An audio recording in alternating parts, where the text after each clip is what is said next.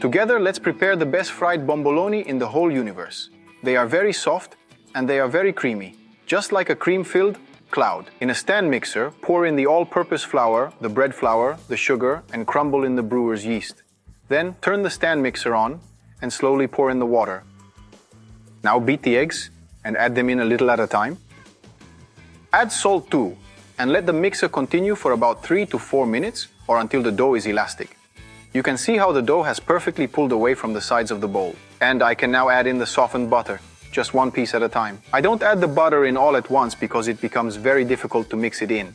After adding the last piece of butter, let the mixer continue to mix for another 10 minutes or so. That's enough. Take it out of the bowl. Now we will fold the dough over a few times. It's super soft. Put the dough in a covered bowl and let it rise for 3.5 hours. Our dough has risen perfectly. Look at how beautiful it is. Sprinkle just a bit of flour on the counter so the dough won't stick. Transfer the dough onto a pastry board. Now it's time to roll it out. Give it a roughly rectangular shape. And let's roll out the dough with our friend, the rolling pin. If the dough starts to shrink back too much, simply let it rest for a couple of minutes. Start by making the first fold. Fold it from the short side like this. Then cover it in plastic wrap and let it rest for 10 minutes. Free the dough and roll it out. Keep going until the dough has become a rectangle again. Now, unlike before, start folding from the outside. Cover it again and let it rest for another 10 minutes. One final round of folds and start folding it from the first side again. Now let the dough rest for another 10 minutes. Roll out the dough one last time. Now it's time to make our bomboloni. They will be 10 centimeters in size.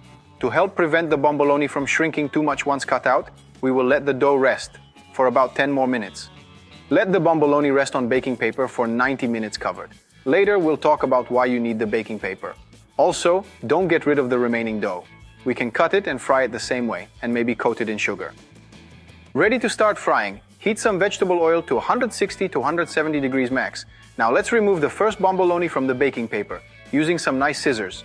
Using the baking paper, we won't get burnt, and it helps the bomboloni keep their shape. Ole. Using spoons, I'll give them the classic bath, meaning I will scoop hot oil on top as well, so that they brown evenly on all sides. The bomboloni are ready.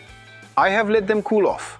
Now we will fill them up with some custard and give them a nice sprinkle of icing sugar over top. Just look at these. Look how beautiful they are. And the time to taste them has finally arrived. They are very soft and super creamy. They're like a stuffed cloud. You guys have to make them too. Ciao.